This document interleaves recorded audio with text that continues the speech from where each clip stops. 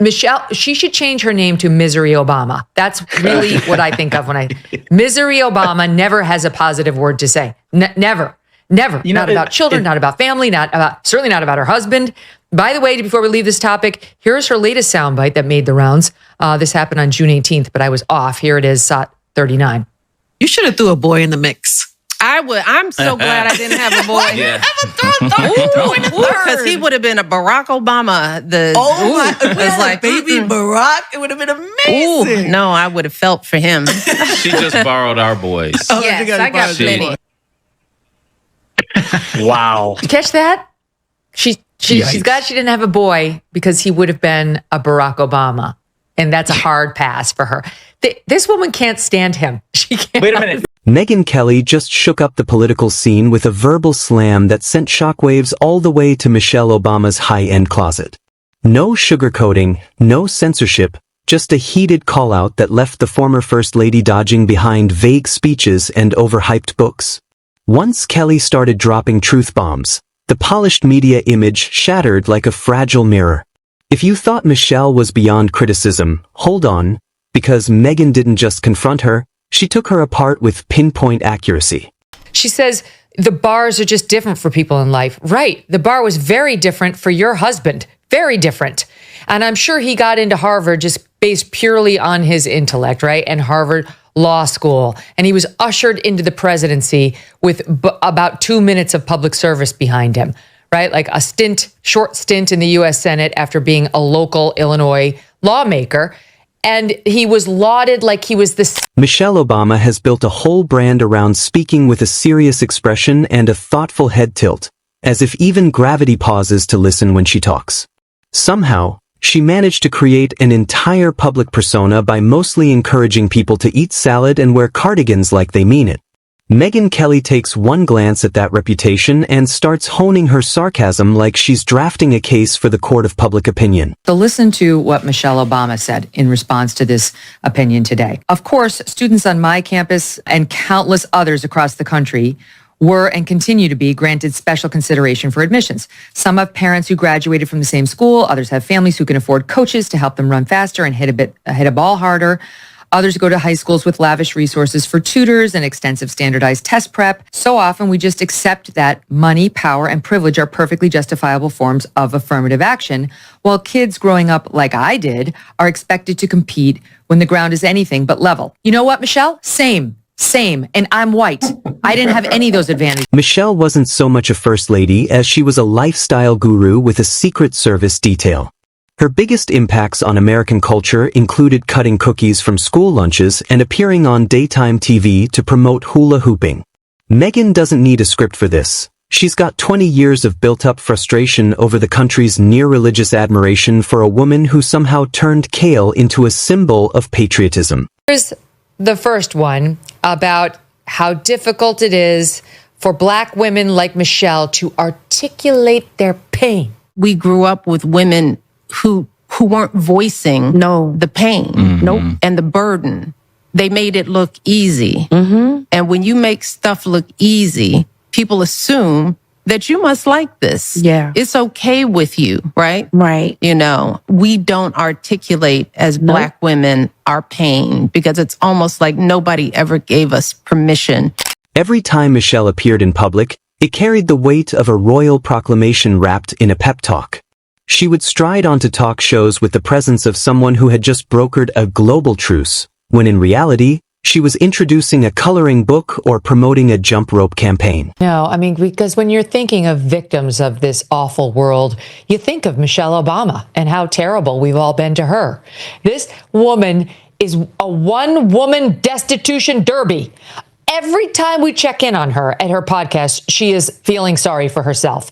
She is criticizing Barack Obama or this country. She never has a positive word to say about anything. Megyn practically rolls her eyes straight into a higher tax bracket watching it all play out. This isn't substance, it's Hollywood with a sprinkle of quinoa. And that whole school lunch mission? Please. Michelle stormed into school cafeterias like a food czar, declared pizza the enemy, and expected a standing ovation when kids pushed back with vending machine rebellions. You know it's gone off the rails when a 6-year-old starts treating bootleg Doritos like buried treasure. Megyn doesn't have to go digging for evidence. It was right there in every middle school, where healthy eating meant staring down a lunch tray that looked like it had lost the will to live. Obama's still at it. Still at it. And in this particular soundbite, she's got thoughts on relationships. Listen here. Relationships are long, and there are also ebbs and flows, right? So I think sometimes people who date don't realize that, you know, in long-term relationships, you're gonna have deep dips, and you're gonna have a bad year. You're gonna have I tell people, and folks think that this is harsh. It's like, you're gonna have a bad decade. Yeah. You know, I mean, I've been married to my husband for 30 plus years. I mean, the truth is, if you add it all up, even the year, if the odds were you're going to be married to your partner for 50 years and 10 of those years could be bad. Michelle talked about going high while throwing shade at anyone who dared question what she actually got done. Megyn's not buying it. The reality is, Michelle didn't rise to national prominence because of her accomplishments. It was the media turning every blink into a political statement. She waves and headlines gush. The power of grace. She smirks, and Twitter erupts over the quiet force of her expression. Meanwhile, Megyn's sitting there wondering if America crowned a fashion icon just because she really liked wearing belts. Then came the memoir, a self-help diary packaged as literary gold.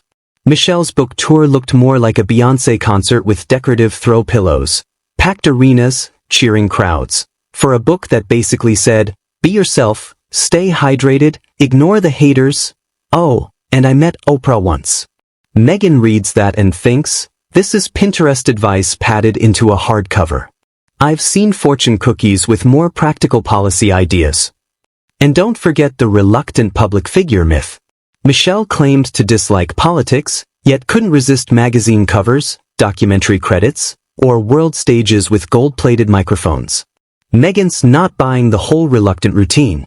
Michelle leaned into fame like it was a Peloton class taught by her own reflection. Frequent, flashy, and fully committed. It's less about duty, more about a self-appointed moral high ground. You'd sign up for it. You'd sign up for it. You'd sign up for it. You know, Right. and that's really how it works out.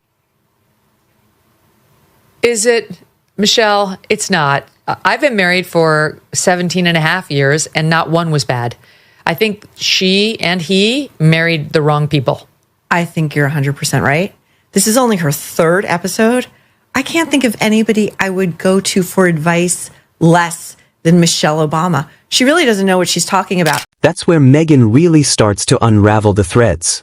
The entire Obama brand was crafted around the illusion that Michelle was above the chaos. Never petty, always poised, hovering over politics like a motivational speaker riding a cloud. But behind the scenes, she perfected the art of passive-aggressive jabs, flashing a smile while delivering precision-cut insults with Ivy League finesse. Megyn recognizes that tone.